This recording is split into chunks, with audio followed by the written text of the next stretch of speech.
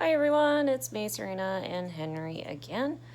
Once again showing you, or bringing you along some of our fish journey today. One of the things that we're going to do is take care of our 125 gallon aquarium. We were out on vacation for a couple weeks and it shows. It's overgrown and needs to be cleaned, and so we're going to show you just kind of what that entails to bring it back to where it should be, a little bit tamer. Bring it back to life. There you go. All right. Okay, here's the 125 gallon in all its glory. And as you can see, it is just a mass of overgrown plants. And there is a lot of algae accumulating on the glass as well. So we're going to take care of it. Yep, we're going to clean it up, stiff it up again, remove some of the, do a water change. That will help with there's a lot of tannins in the water, kind of giving it that yellow appearance. That will help clear it up as well. Alright, first things first, our first plan of attack is to scrape all that algae and clean up the glass so you can actually see what's going on with the plants. That's going to require a lot of elbow grease and some of my favorite tools to help me out. First you got to have a good bucket and a good towel because you're going to be constantly in and out. And then one of my favorite tools that is, and hopefully everybody's bucket of tools, is the long-handled glass scraper. Also, I like to simply use the little white sponge. Henry, if you'd be so kind to Mr. Clean. Yeah, it's kind of like a Mr. Clean type of sponge. So, you know, it kind of goes, it gets a little bit smaller every time you use it, but it does a really good job of kind of getting that algae off too. Also, make sure you don't use the actual Mr. Clean, which has chemicals. Yeah, or, you know, any brand of kind of Mr. Clean like sponge that has any extra chemicals, just kind of the sponge. And we bought those for Aquarium Co-op. I think they were like 50 cents or $1 or something like that for them. And then for the really stubborn algae, you know, having a tool with like a little, almost like a straight edge razor type of thing, or just having a razor blade that you can hold yourself is great for getting those stubborn spots off. All right, let's get started.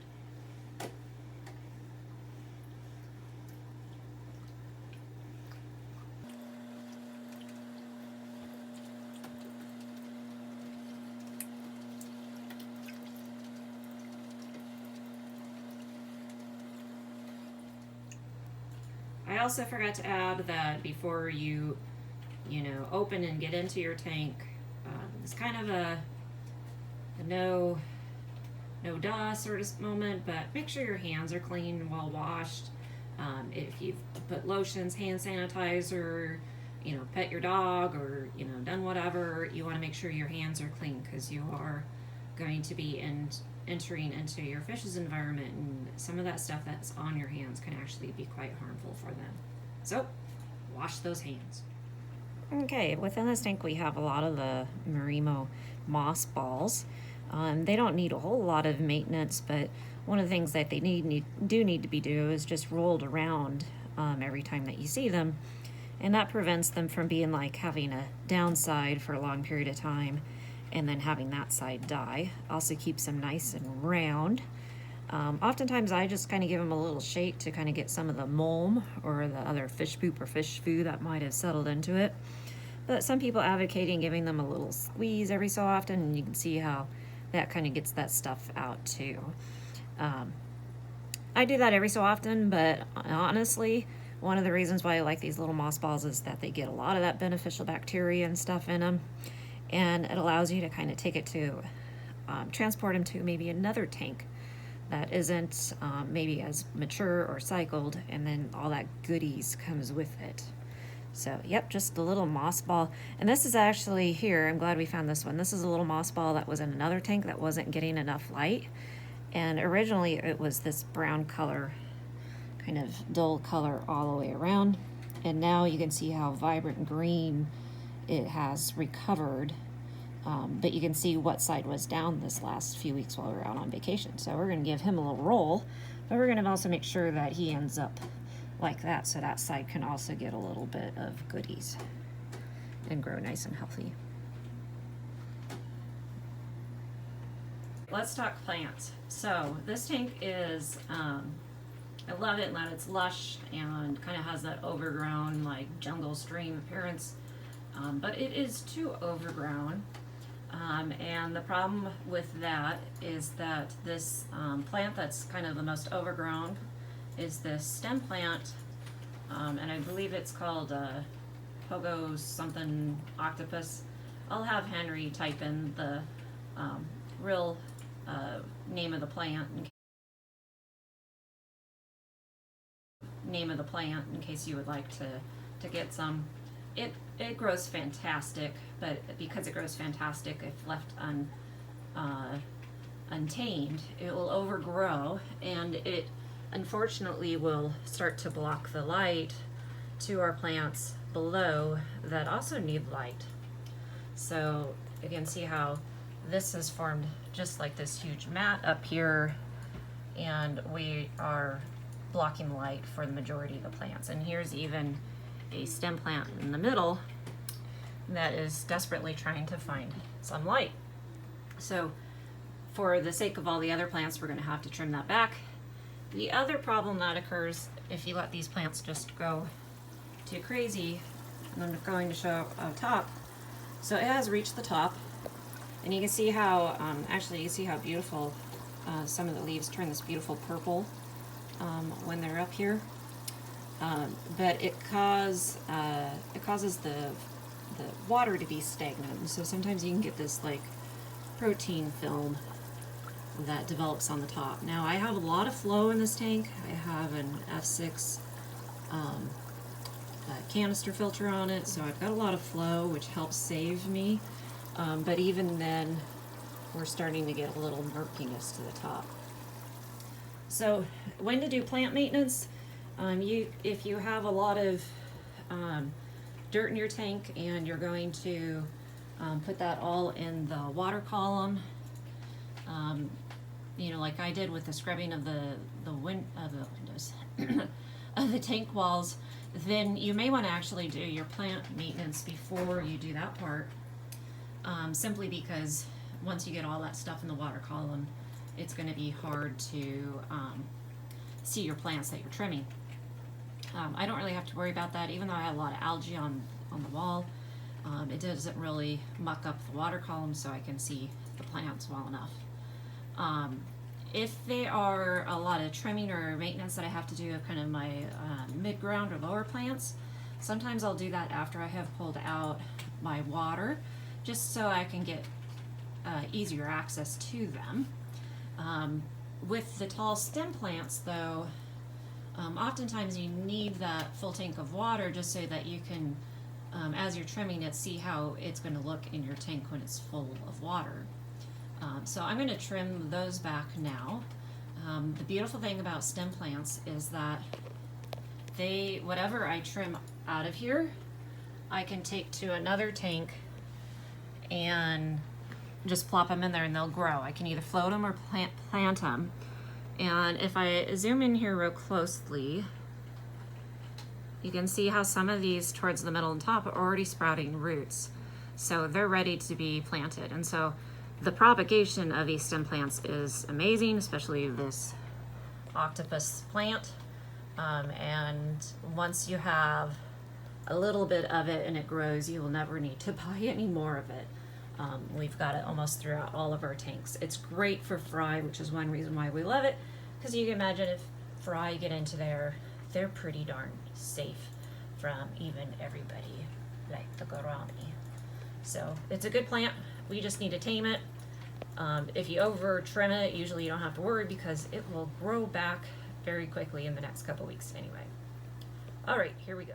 All right, these are my favorite type of scissors for trimming plants. You can use regular scissors as well, but you just want to make them sharp so the damage that you do to the plant is as little as possible. These here are the Fluval plant scissors. They've got a nice little bend on them so you can kind of more easily reach down and kind of get where you want and snip it. And then also, I like some sort of pan or lid like I've used here, where I can put the clippings that I clip if I'm going to use them in another tank or something like that. Also with the 125, because it has like the 3 panels, the middle panel is a really good holder for my tray. All right, as far as trimming plants, there is a method to what you want to do. You'd want to get as close to the node as possible, the node being where the branches are coming out, okay? When I'm looking at one that already has roots, like this guy here, see the roots right there, then I will trim below the roots just so that the roots can go and be the help plant the next plant there. Okay.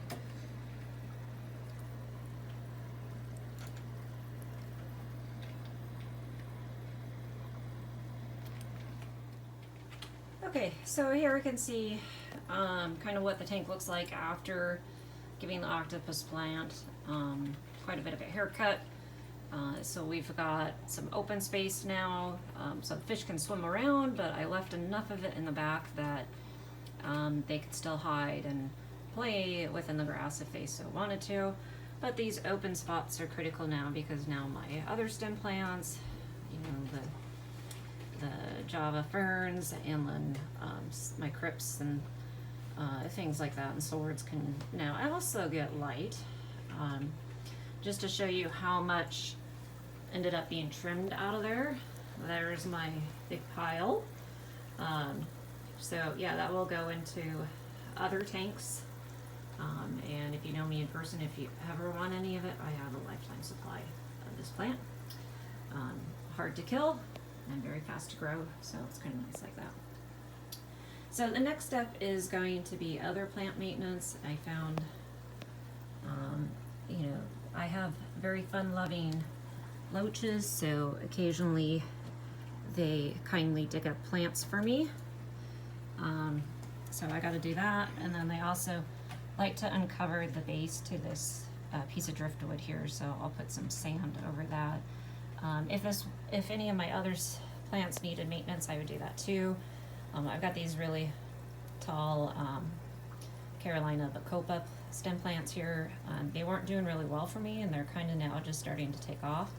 Normally I would trim them back, cut off that long stem with no leaves and replant them, but I'm going to let them just kind of grow a little bit longer so that they can get up to the light and become a little bit stronger before I trim those as well.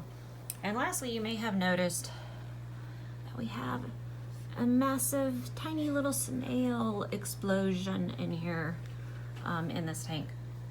Some people would get really freaked out right now about just the massive numbers of tiny little snails. But for me, they're cleaner uppers, and with all of these tiny little snails tells me that my fish, probably when we were out on vacation, got a little extra. So snails are always going to grow when there's extra nutrition in the tank.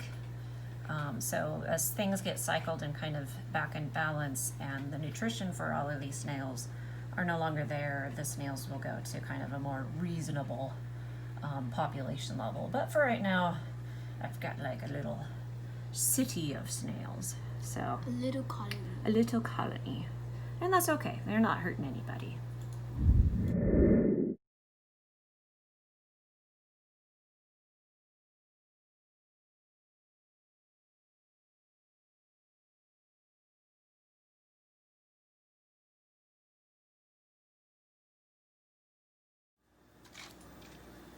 Okay, so here we have a little less than 50% water change. And I think at this point to usually, and we use the Python system as you detected, but sometimes when that water level drops and the grass or other plants, fall down, allows you to get back there and scrub some of the back of the tank as well to kind of clean it up. So go ahead and do that. And then before we add in any more water, we're going to treat the water with a water conditioner. We happen to be using Fritz Complete, so one pump is per how many gallons that you're going to be putting in. So we're going to be putting in about 5 pumps here. But first I'm going to scrub the back real quick and then we'll get started on that. Alright, here we are on our last step. We got a nice squeaky clean tank, and we're going to add some fertilizer so that our plants can grow very nicely. What we like to use is Aquarium Co-op's Easy Green. This is a very good general all-in-one fertilizer for the majority of the plants that I have in this tank. And the dose is 1 pump per gallon.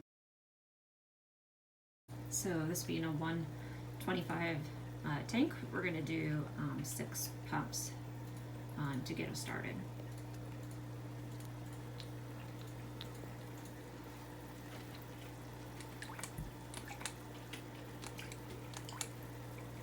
Let's do that again. Could put more pumps in. Obviously, you tailor it to how much your plants need. But at this point, you're probably good with just the standard dose. You can repeat it. You can do it once to twice a week. Oftentimes, since cleaning day is Saturday or Sunday, I might give another dose of fertilizer on Wednesday to kind of help us get through the week. Thanks.